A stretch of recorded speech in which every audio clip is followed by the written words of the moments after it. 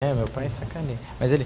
meu pai fez isso comigo ontem ou antes de ontem, então eu acho que é por isso que ficou. Deixa... Meire, me ajuda aqui. Esse... Deixa eu ver se é esse.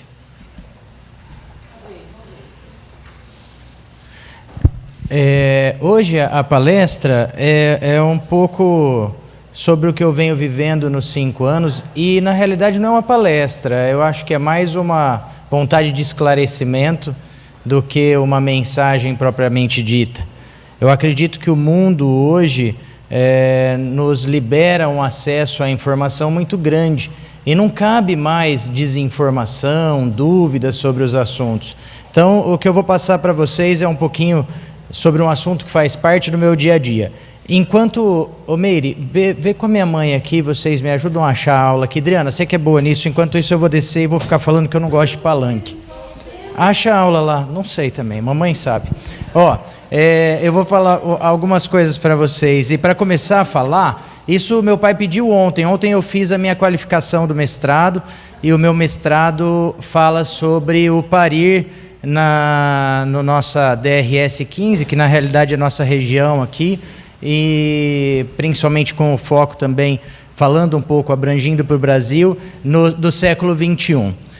A vontade de falar sobre isso surgiu a partir do momento em que eu me vi desesperado, porque eu sempre fui motivado a ser médico desde pequeno, e essa era uma motivação própria, nata, interior, e eu gostava disso. Quem me conhece de pequeno sabia que eu brincava de estetoscópio, de seringuinha, e eu só sabia aquilo.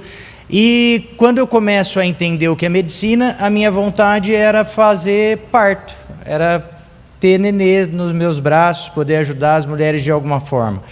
E consegui ingressar na faculdade de medicina, e pela primeira vez dentro da faculdade de medicina, eu me assustei e eu falei, não é isso que eu quero. E minha mãe conta que eu comecei a trazer ideias diferentes para casa, falar de outras áreas, porque... mas volta, põe no comecinho, mas depois eu vou entrar nisso. Volta mais, vai voltando, você vai se achando aí, aí pronto, mas deixa aí. E eu me perdi no meio da faculdade, eu falava, não é isso que eu quero, não é esse tipo de parto, não é esse tipo de nascimento. Eu comecei a ter medo dos partos e dos nascimentos, onde pessoas sofriam, as mulheres sofriam, e aquilo sim era para mim, aquilo era sofrido, porque eu vi um parto onde surgiam no meio de um atendimento que era para ser acolhedor, palavras hostis, faz força, senão seu nenê não vai sobreviver, na hora de fazer você não reclamou assim, coisas tristes, e a gente ouvia isso numa sala de parto, e aquilo me doía de um tanto, porque eu fui criado, e eu tive o privilégio de ser criado em uma família que me ensinou, e com os amigos que me ensinaram, que a solidariedade é algo muito nobre, não é? Nós aprendemos o valor da caridade, o valor da entrega para o próximo. E eu não via aquilo nos nascimentos, e ficava extremamente triste com aquilo. E ali eu achei que o melhor seria o nascimento de uma forma cirúrgica mesmo, porque antes isso do que a mulher ficar passando por aquelas situações de exposição a várias pessoas e de palavras que as machucavam, não é? Mas aí, um dia entra no meu consultório, depois que eu acabei a residência, uma paciente e me pede para fazer o parto dela.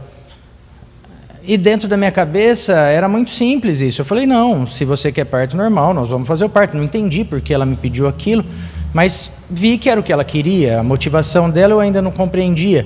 Mas eu falei, o parto quem faz é a mulher, então vou ajudá-la. E foi o primeiro parto que eu fiz, dormimos aquela noite no hospital, eu e Tawane, e o bebê nasceu no outro dia de manhã. Só que a paciente estava na cama, com um joelho sobre a cama e o pé sobre a outra, e falou, vai nascer. E eu nunca tinha visto um bebê nascer daquele jeito. Então, dentro do que eu tinha de conhecimento de parto, eu tentei ajudá-la, mas peguei ela, botei numa maca, numa posição chamada ginecológica, que é de costas numa maca, e eu não tive capacidade para entender que o bebê não nascia pelas costas, então a gravidade não me ajudava naquele momento. Mas consegui, fizemos o parto dela, foi o máximo que eu pude, foi o que eu pude entregar para ela naquele momento. E o bebê nasceu muito bem, e foi a primeira vez que eu fiz um parto.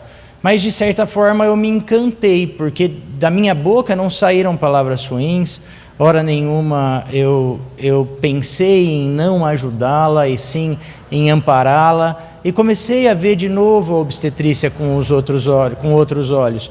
E numa cidade onde nós somos a capital mundial de cesárea, o Brasil é primeiro lugar em alguma coisa, no mundo ele é o primeiro lugar no número de cesarianas, e nós somos um país muito desenvolvido, muito mais desenvolvido do que França, Estados Unidos, para estar em primeiro lugar no mundo. Então eu acho que a cesárea deve ser muito boa mesmo.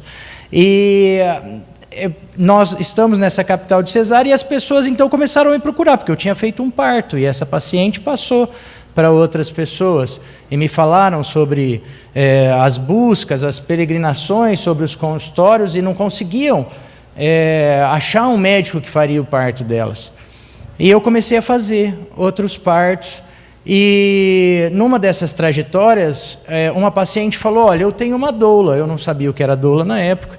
Eu tenho uma enfermeira que me acompanha. Eu não sabia que enfermeira acompanhava parto. Eu aprendi na medicina o que os médicos me passavam. Meus professores eram médicos, e já contaminados por um pouquinho da história que já vou contar para vocês.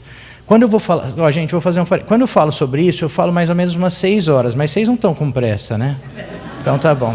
Estou brincando. Qualquer coisa vocês olham para o relógio, me cutucam, e eu vou tentar ser breve, porque é um assunto também muito específico. Mas aí a enfermeira, eu conheci a enfermeira e conheci a doula, e fomos fazer o meu primeiro parto. A doutrina me ajuda muito. A doutrina nos faz mais leves, mais brandos frente às situações. A doutrina é consoladora, e por isso ela é facilitadora. Então, a hora que alguém me falou que ia com uma doula ou com uma enfermeira, isso não me atingiu. Nós somos um pouco desprovidos de ego, né? A nossa visão é mais para o próximo do que para nós mesmos. A doutrina nos ensina isso e nos transforma em pessoas maiores e melhores. E fizemos o parto.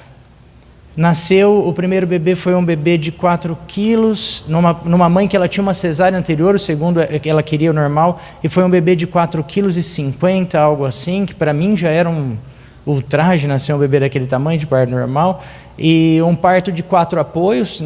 Quando eu vi a paciente naquela posição, de 4 apoios mesmo, ela apoiada com os braços sobre a parte superior da cama e as pernas apoiadas na cama, e ela pariu daquele jeito. Gente, eu falei: meu Deus, como é que faz isso? Não consegui nem pôr luva. Quem fez foi as meninas, as doulas, as enfermeiras. E eu aprendi a fazer parto ali. Aquele momento eu entendi o que era o parto. Eu entendi o que estava envolvido no nascimento. O amor de um ser humano começa a ser criado naquele momento. A família em que hoje tantos ouvimos falar, de manter a família começa a ser criada naquele momento, porque os laços da união familiar se estreitam de uma forma tão grande que as tristezas, as dores mundanas não conseguem mais desfazer. Aquele momento é tão bonito, o momento em que chega uma vida na terra, o momento em que chega uma vida com carinho, com amor, que aquele laço não se quebra mais. Então esse é o verdadeiro investimento que a gente pode ter sobre família. Esse é o verdadeiro início do grãozinho de amor que a gente vai colocar no coração daquele bebê, para que ele desenvolva uma vida mais branda, mais tranquila, mais nobre, com um olhar melhor sobre os outros. E as enfermeiras me ensinaram isso, as doulas me ensinaram isso, e aí eu voltei a buscar aquilo que eu tinha lá antes de entrar na faculdade, aquele amor por trazer bebês ao mundo. E eu sabia que eu tinha alguma coisa para fazer aqui. Desde pequeno, tia Nasci, todo mundo que convivia com a minha avó, ela falava para mim: menino, não se desvia do seu caminho, você tem uma missão a cumprir. Só que eu não conseguia entender o que era essa missão. E aí esses nascimentos foram me mostrando a responsabilidade que nós temos hoje aqui na nossa região de Rio Preto em melhorar o nascimento. E eu ouvi isso também um dia da Thalita, né, tá? que ela falou para mim: eu sinto que tem um motivo para eu ter vindo para essa cidade. Eu acredito nesse motivo, eu acredito que nós temos uma responsabilidade muito grande em mudar o conhecimento sobre o nascimento e o conceito também sobre o nascer. E é por isso que eu falei para vocês que isso é mais uma orientação que eu quero dar para vocês, informar vocês sobre esse jeito diferente de nascer, porque hoje a gente passa por uma mudança de paradigma do ponto de vista do nascimento também. Nós, espíritas, sabemos que o mundo está num processo de transição e nós vemos essa transição em todas as áreas. E eu consigo ver na área do nascimento. Só que aí comecei a fazer os partos e também me pegou, por outro lado, algumas coisas, né? Eu falava: gente, todo mundo faz diferente de mim. Todos os médicos da cidade praticam a cesárea. E será que eu estou errado? E eu queria saber se dentro do que eu defendo sobre filosofia religiosa tinha alguma coisa que me levasse. Quantas vezes eu me pegava dormindo à noite e antes de dormir fazia minhas orações e pedia: Deus, se for para eu continuar nesse caminho, em busca desse nascimento natural, mais humano, me dá uma luz, me mostra alguma coisa. E fui fazer, como eu gosto muito de conhecimento, e fui para a Bahia, ficar um tempo em Salvador, com a Tawane, para a gente aprender um pouquinho sobre nascimento. Fui conhecer alguns lugares e fui na Mansão do Caminho, na casa de Divaldo Franco, para conhecer uma casa de parto que ele tem dentro da casa da Mansão do Caminho. E eu acredito que Divaldo hoje seja um espelho para nós dentro da doutrina espírita, assim como Chico ainda é.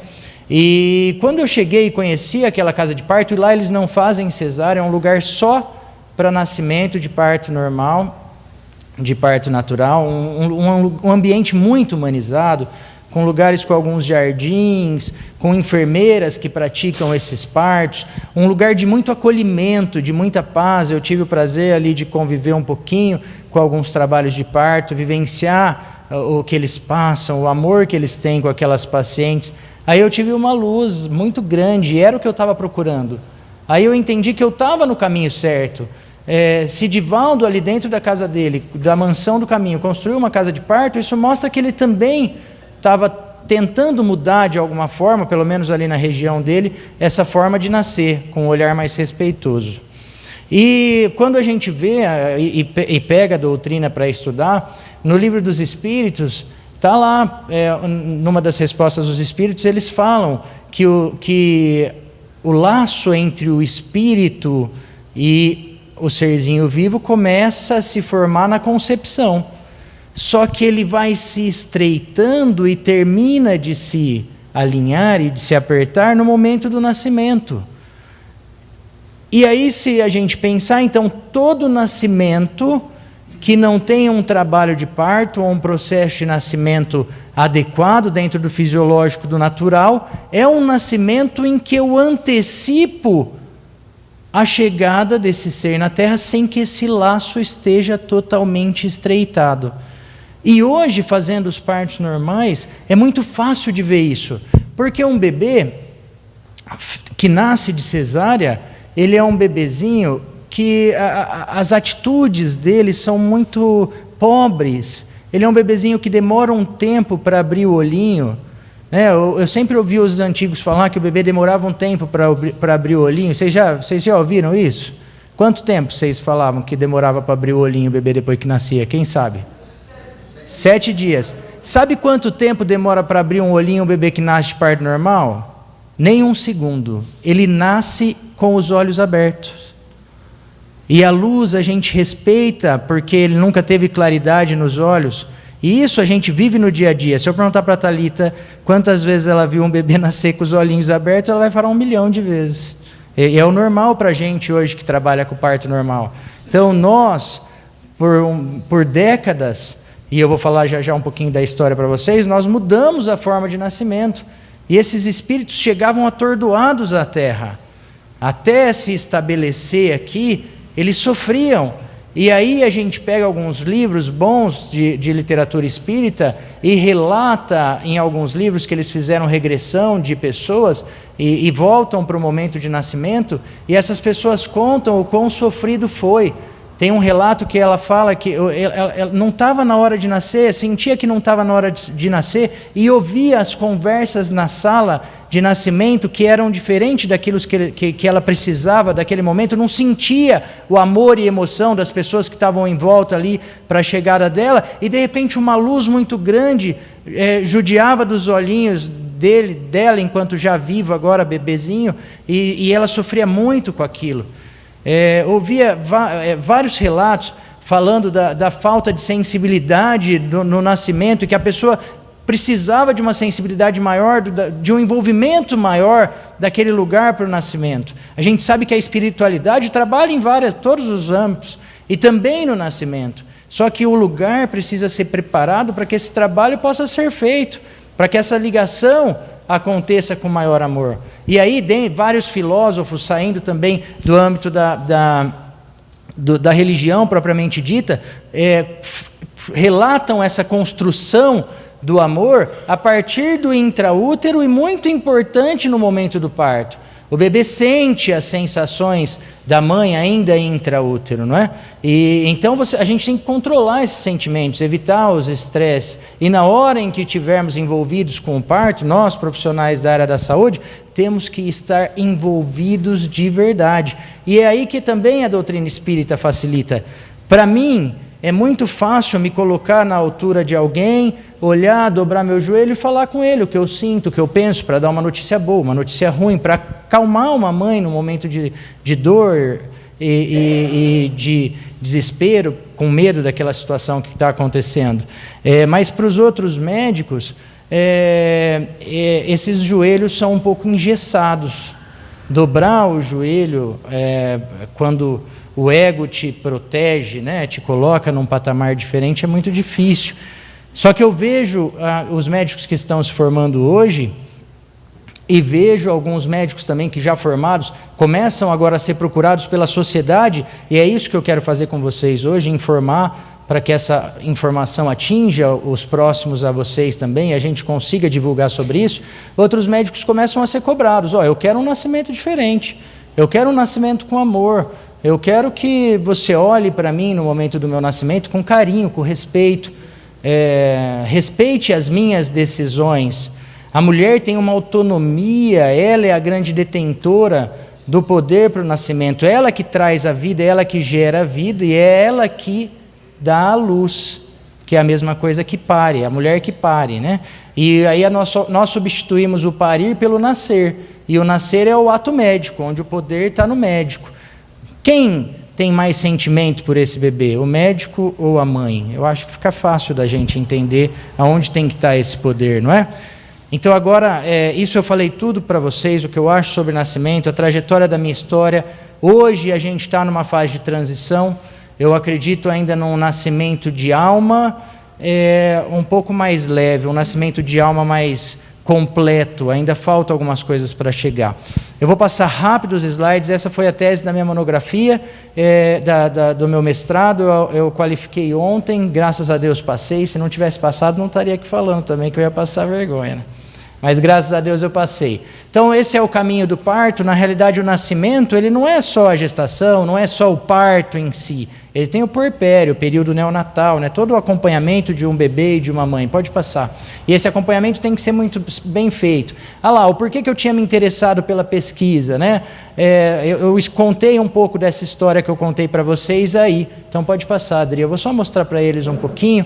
E aí eu fui procurar, e já vou mostrar para vocês, para fazer um manuscrito dentro da literatura médica, e aí dentro da literatura da ciência da saúde, o que estavam falando sobre o nascimento, o porquê desses nascimentos, qual eram os relatos sobre esses nascimentos, né? E aí também agora já temos uma colocação diferente, que é sobre a violência obstétrica. Então tudo que é contra esse nascimento natural, tudo que é contra a vontade da mulher, o respeito da mulher e da autonomia da mulher, acaba sendo uma violência obstétrica.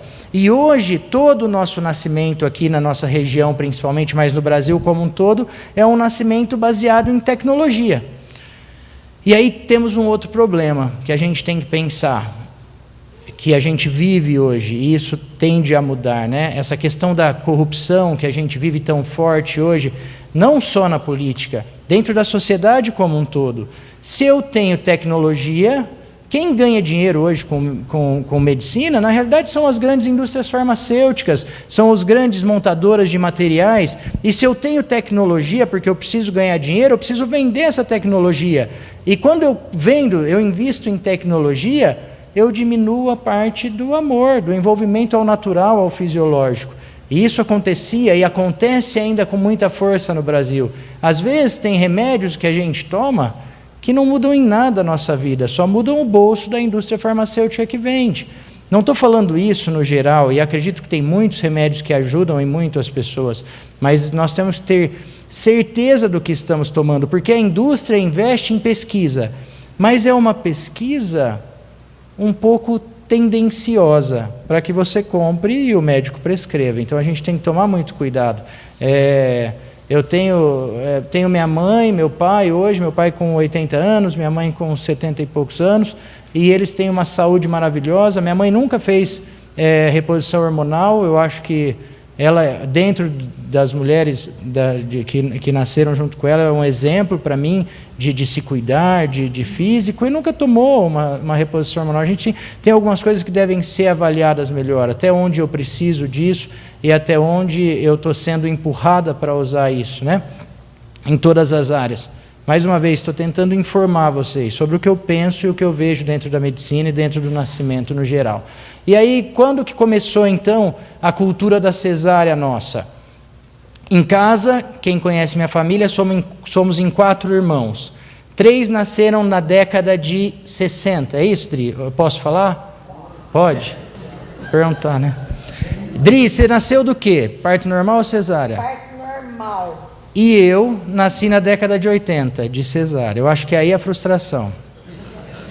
Meus 3 irmãos nasceram de parto normal, e porque naquele período, naquela fase da vida da minha mãe, os médicos respeitavam isso, já estavam usando muita tecnologia, o poder já era médico do nascimento, mas ainda estava numa fase de transição. E na década de 70 e década de 80 nós temos o boom da cesárea. Quantos de vocês, mulheres, tiveram seus filhos na década de 80 ou 70, vão lembrar se foram cesárea ou parto normal, e depois vocês contam dentro da cabecinha de vocês. E em torno do século XVII começa a ter a influência médica sobre o nascimento, principalmente nos países de primeiro mundo. London, em torno de 1830, começam a ser chamados alguns médicos para participar dos nascimentos, mas era para participar dos nascimentos difíceis, quando tinha algum problema. Só que o médico começa a enxergar esse espaço como uma forma de ganhar dinheiro. E aí ele fala, quem está fazendo parto são parteiras, e eu sou o médico, eu sou o detentor do poder. E viu ali um jeito de ganhar dinheiro, e começa a se infiltrar no meio dos nascimentos. Só que a hora que o médico, a função da parteira, a parteira ia na casa, limpava a casa, arrumava a casa, deixava essa mulher à vontade para o nascimento. O médico e a hospitalização do nascimento, a hora que o nascimento vem para dentro do hospital é de poder médico, ele não vai limpar a casa dessa mulher, ele não vai arrumar, cuidar dos outros filhos dessa mulher. Ele vai querer fazer aquilo o mais rápido possível, porque se eu faço uma cesárea em 30 minutos, eu ganho mais ou menos o mesmo tanto, e dependendo de outros médicos, do que se eu acompanho um parto de 12 horas. O trabalho é muito menor. E se a gente pensar na condição de empresa, o que o empresário quer com a sua empresa? Eu quero ter o menor gasto com o maior retorno, não é isso? E aí se a gente pensa na medicina então agora, ou no nascimento, como algo rentável, eu quero fazer cesárea mesmo, para ser o mais rápido. Mas e o respeito a essa mãe? E o respeito a essa criança? Quando a mãe e o pai combinam o dia do bebê nascer, ninguém perguntou para o bebê se ele também está querendo aquele dia, não é? Então a gente tem que tomar muito cuidado com isso. E aí, pode passar, Nana? Aí, é isso que eu falei para vocês. Então, a partir do século XVII, começa a perseguição às parteiras. Pode passar. No Brasil, isso começa mais em torno do século XIX, começam as brigas com as parteiras para tomar, e ali no século XX as parteiras são abolidas de vez e o poder do parto está na mão dos médicos. E aí começam as falsas indicações de cesárea. O seu bebê é muito grande, circular de cordão. Quantas de vocês já não falaram para alguém: seu bebê está com o cordão enrolado no pescoço, não faz cesárea que vai morrer? E não morre. A Adriana ali, ó. Se não, eu tentei, achei lá de cima, botei 4 circulares de cordão na Adriana. E o médico me tirou as 4 e ela está aí para me dar trabalho. Então, nós temos que ver aonde está a verdade oculta dentro dos teatros que vivemos hoje na nossa sociedade, né? E esses teatros são criados por nossos irmãos, na forma de médicos, mas que tem muito poder na fala. O que o médico fala tem muito valor. Vocês valorizam quando o médico fala alguma coisa para vocês, não é? E a gente tem que tem que ter credibilidade. Eu tenho que conquistar essa credibilidade de volta. Hoje as mulheres que vão no meu consultório, sabe quando eu falo que é para ser cesárea, elas acreditam que para mim aquilo é verdade, é porque é para ser cesárea. Eu não vou mentir para elas. Lá no meu consultório eu tento pregar muito isso. A verdade é acima de tudo. Mesmo que doa a mim, doa a elas, mas eu não vou falar. Eu já fui subornado. É verdade. Uma vez eu estava fazendo um parto de uma mulher lá na Santa Casa e estava acompanhando o parto. Eu saí da sala de parto, a mãe dela virou para mim e falou assim: ó, doutor, o que minha filha está pagando eu pago o dobro. Vai lá e faz cesárea, inventa alguma coisa para ela lá. Mas isso é cultural. Nós aprendemos a ser assim. Só que hoje, dentro desse processo de mudança planetária, a gente precisa entender e aceitar que essas coisas não cabem mais, né? Essa falta de cultura não cabe mais para nós. Nós temos muito acesso à informação o tempo todo. A gente precisa abraçar essas informações que chegam para nós e usá-las da melhor forma possível. Não com... E ainda aqui outro dia eu lia sobre a verdade, não como uma verdade para atacar alguém, mas sim, quando precisar, para acalmar um coração ou ajudar a tirar essa pessoa da ignorância, a gente tem que usar a verdade, sim. E a verdade sobre o nascimento também. Pode passar, Nanã.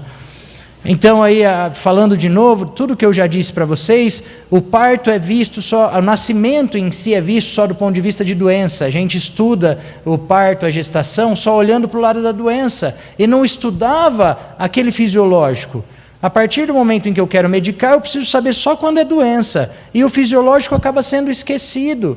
E a mãe que quer parir, às vezes com muito carinho, com muito amor, com uma luz branda, o bebê sendo respeitado e acolhido por ela ou pelo marido, não tem mais essa possibilidade, porque toda gestante é incluído como um processo de doença. Então eu tenho que curar a doença, e aí eu preciso que o médico intervenha em alguma coisa, não é? E eu tenho certeza que o olhar de vocês, se um dos seus familiares estivessem parindo e um médico tivesse ali, e vocês vendo aquele momento, que não é um momento de sofrimento, e sim um momento de dor, e aí a gente faz uma diferença sobre sofrimento e dor, já eu falo para vocês, mas se vocês estivessem ali, o médico ali também, vocês iam estar do lado assim, ó, esse médico não está fazendo nada, minha filha sofrendo aqui, e essa cobrança existe, por isso que o médico também é intervencionista. Ele tem que valorizar o que está ganhando, o desejo de vocês em volta. E por isso que eu trabalho hoje muito com as enfermeiras e com as doulas, porque elas conseguem acalmar, diminuir esse processo doloroso do nascimento, mas não sofrido, volto a falar de novo, esse processo doloroso do nascimento, para que seja o menos desconfortável possível, com massagens, com apoios, com frases, com carinhos, utilizando chuveiros, com a movimentação. Hoje eu sei que o parto que eu aprendi a fazer antes, que era aquele parto deitado, com força, um monte de medicamento, a medicalização do parto, torna ele muito mais doloroso do que ele é em si. Na realidade, você deixar que aquilo evolua da forma mais natural possível, diminui muito já o processo doloroso. Pode passar. Pode ir passando aí, que isso aí tudo eu já falei, senão eu vou deixar todo mundo doido. Aí, volta só um pouquinho. Aí, em torno de 1910, 3 parteiras estavam assistindo 3 partos diferentes e chamam a ajuda do médico, porque o médico começa a entrar, mas os médicos não vão atender. E as mães e bebês vão a óbito. porque eram casos que precisariam mesmo do atendimento médico. E eu não acho que o atendimento médico seja ruim, o atendimento médico é muito bom, principalmente para os problemas em que tem alguma coisa a ser tratada. Só que aí os médicos não foram. Por quê? Expondo diferenças de tratamento entre ricas e pobres. Aquelas pacientes não poderiam pagar. E aí o médico falou, não vai me pagar, eu não vou. E mostra a perda da sensibilidade. Hoje, quando a gente fala de humanização do nascimento, e quem está envolvido com alguém na família que vai nascer, vai começar a ouvir falar sobre essa questão da humanização do nascimento, e virou um nome grande, né? Parto humanizado. O povo acha que é o parto que vai acontecer na beira do rio, agachado. Não é nada disso. A humanização do nascimento é a sensibilidade que a gente coloca naquele momento de nascimento. É quando nós nos importamos com aquele bebê que está chegando, com aquela mãe que está parindo. Humanizar nada mais é do que a prática do que a gente faz aqui no dia a dia. Nós nos colocarmos no lugar do próximo, o que eu gostaria que fosse feito ali, eu queria que fosse feito para mim também. O Espiritismo torna isso muito mais fácil também. Pode passar. Pode ir passando. Aí mostrando que nós somos campeões de cesárea, o que os médicos usavam para falar de parto, isso aí tudo eu fui tirando de literatura, de um monte de trabalho. Vai passando. O que é usual, vai. Não, vai, senão o povo vai morrer aqui. Calma, volta. Aí. Não, cadê meu manuscrito? Calma aí, agora você foi longe demais. Volta devagarzinho. Volta.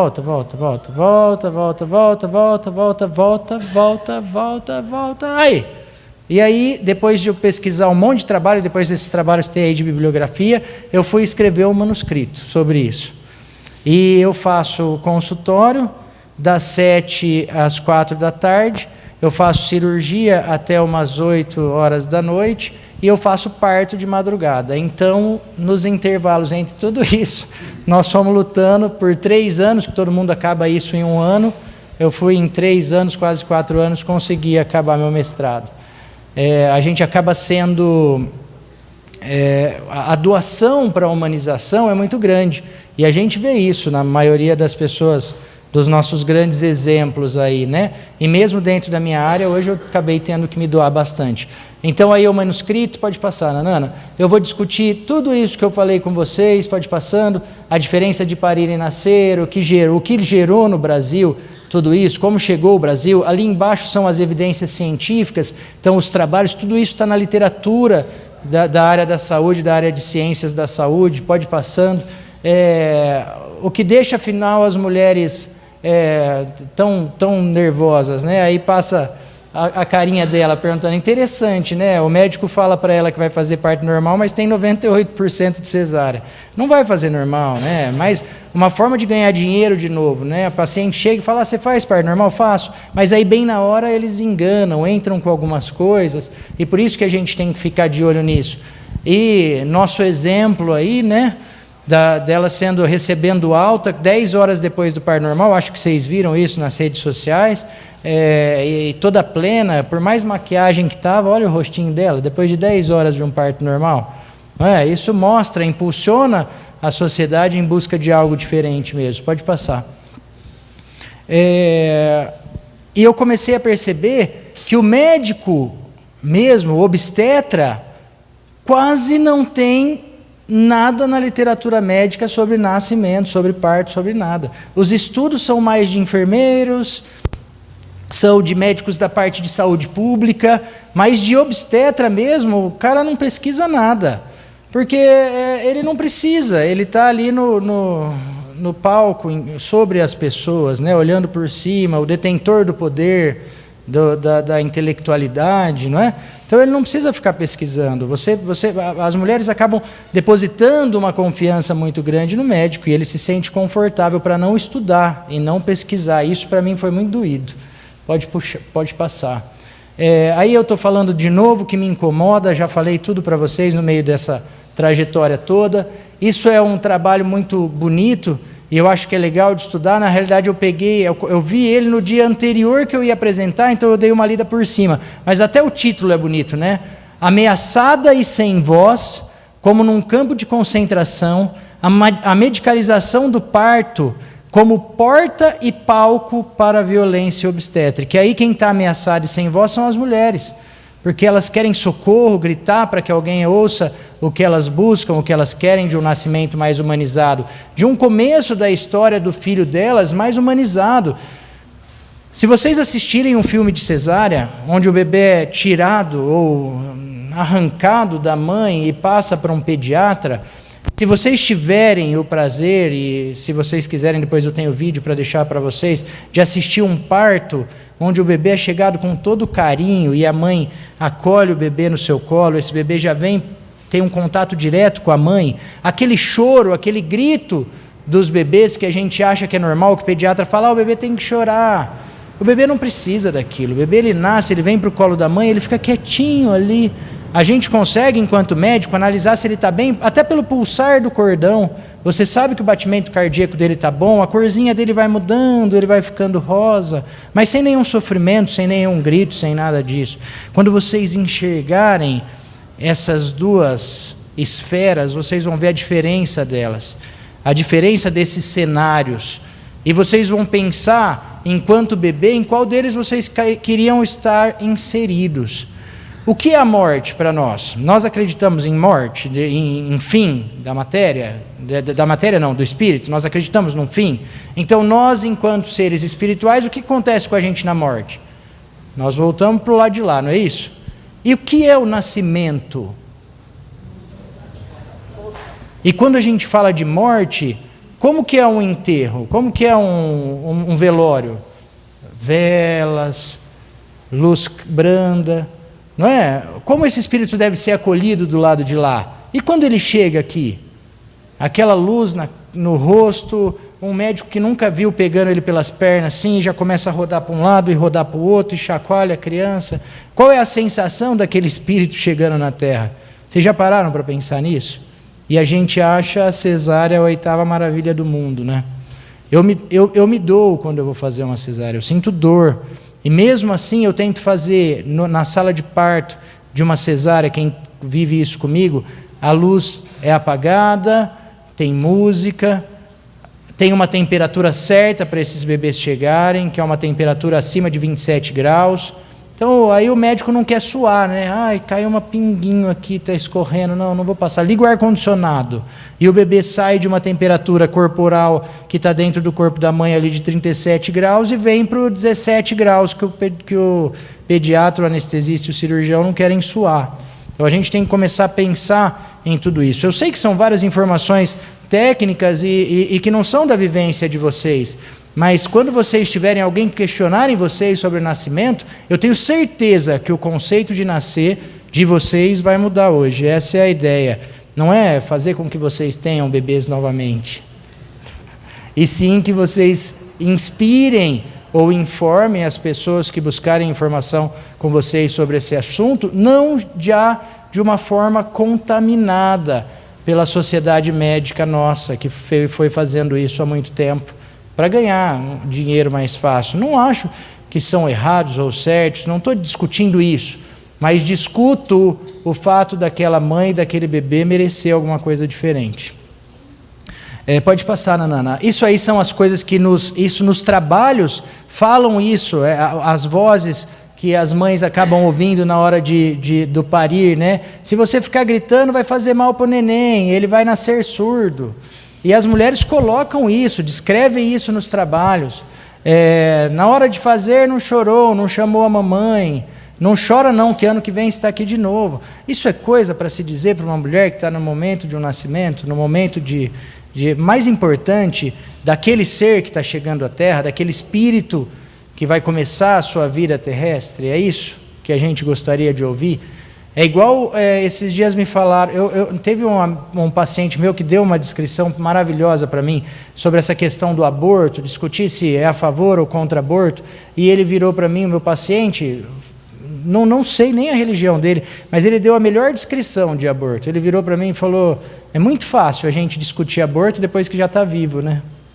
Vocês já pararam para pensar nisso? Então você falou com esse meu paciente também, Lert. Pode passar, vamos lá. Então, só para ir finalizando rápido, Nanana. Força, aí, a parte das violências. E aí o que eu quero a partir de agora, né? Pode pular, Nanana. Você teria 1 minuto para me ouvir falar sobre humanização? É isso que eu vim pedir para vocês. E a humanização Eu falo dela na área da saúde, na área do nascimento, mas é uma humanização que a gente precisa no nosso dia a dia. Se importar com o próximo é uma das coisas que a gente mais aprende dentro da doutrina espírita e bate de frente, às vezes, com alguns conceitos pessoais. Hoje, a minha meta não é mais sentir pena ou dó de alguém, porque sofrer ou se compadecer com aquela pessoa caída, miserável, é muito fácil. Agora, entender que aquela alma que às vezes te fere, te dá um tapa, te agride, também precisa de muito carinho e muito amor, mais do que às vezes aquele caído miserável no nosso caminho, isso é muito difícil. E eu acho que é esse o caminho de hoje que nós, espíritas, temos que trilhar. Pode passar. Pode passar, Nanana. Você está indo? Pode ir. Aí eu falei mais do trabalho, o método que eu usei para pesquisa. Pode passar, Nanana, senão o povo vai ficar todo doido. Vai. Foi tudo que eu achei. Eu pesquisei 137 artigos. Olha essa frase do médico. Eu achei essa frase muito boa. São 2 trabalhos bons. Aquele do bojador lá em cima fala da diferença, só para vocês entenderem a diferença sobre dor e sofrimento. E eu gosto de pôr nisso... vocês já viram aqueles maratonistas olímpicos correndo lá? Quanto que corre uma maratona olímpica? Daquelas grandonas? 40 e poucos quilômetros. É que se eu correr acabou a vida. Mas 40 e poucos quilômetros. Está lá correndo e eles vão desidratando no meio do caminho. Aquilo vai dando cãibra em tudo. E eles vão chegando no final, tem aquela fita, a dor que eles estão sentindo, eu não consigo imaginar, porque nenhum de nós chegou perto de sentir aquilo. Mas na hora que eles passam aquela fitinha lá, você olha no rosto deles e tem sorriso. Ele está com dor, mas ele não está sofrendo, e essa é a diferença de dor e sofrimento. E assim é no parir. O tempo daquela mulher que está dando à luz, dela estar com a face contraída pela dor, o bebê sair e vir para o colo dela, e ela sorrir e ter o momento mais feliz da vida dela, é mais rápido do que isso. E a mesma coisa com esses nossos atletas, e é isso que tem que mostrar. No parto não deve ser valorizado a dor. Nós temos mania de valorizar a dor para nos vangloriarmos e para conseguirmos atenção. E na realidade, no parto, o que deve ser valorizado é aquele momento de chegada do bebê, aquele momento de troca entre marido, mulher e bebê, do maior amor que aquelas pessoas vão conseguir sentir. E quando eu consigo ver no olho dessas pessoas, nos nascimentos, eles chorando, os maridos me abraçando, com um carinho muito grande, e isso me faz querer continuar nessa luta para o nascimento, e acreditar que esse nascimento pode sim mudar o futuro, né? Ouvimos essa frase, nós que somos da área da saúde, para mudar o mundo tem que mudar a forma de nascer. Eu acredito muito nela, e é nisso que eu trabalho hoje. Tá? Pode passar, que está falando, foi um outro trabalho meu, ali para baixo, aí agora são outras coisas, vai passando, falando que as mulheres hoje, aquele trabalho lá foi um trabalho de saúde pública, as mulheres se juntando em equipes para lutar contra essa autonomia médica, esse poder médico no nascimento, e elas começarem a tomar. Então aquele trabalho chama cesárea não, obrigado. Então o médico ia oferecer a cesárea e as pacientes falavam não, iam levando para frente. Pode passar, Nanana.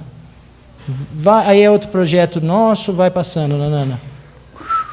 Vai, senão o povo dorme, Nana, passa mais rápido. Aí pronto, esse é o final. Aí eu queria falar isso para vocês, que eu acredito que o parto tem que sair do parto sem alma, do parto mecânico, do parto medicalizado, com o poder unicamente do médico, tem que passar, e hoje eu acredito que eu esteja nesse lugar, em busca da alma, um movimento pela humanização, é onde eu tento hoje estar, e o que eu quero chegar no final é a alma do parto mesmo, a humanização com consciência, sendo essa a atitude da sociedade médica, da sociedade das enfermeiras, das doulas, em relação ao parto.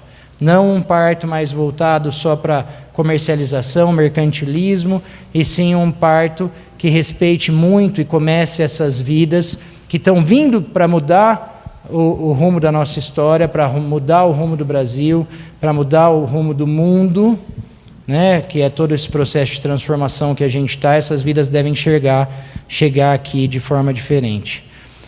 Obrigado pelo ouvido de todos. Colocar vocês numa fala um pouco técnica, eu tentei trazer isso para o mais brando possível, dentro da minha possibilidade, de menos formal possível, tomara que eu tenha conseguido, mas esse é um trabalho meu, da minha tese de mestrado, e que eu acho que mudou a forma com que eu enxergo o nascimento e vai mudar a forma do nascer aqui na nossa cidade. Muito obrigado.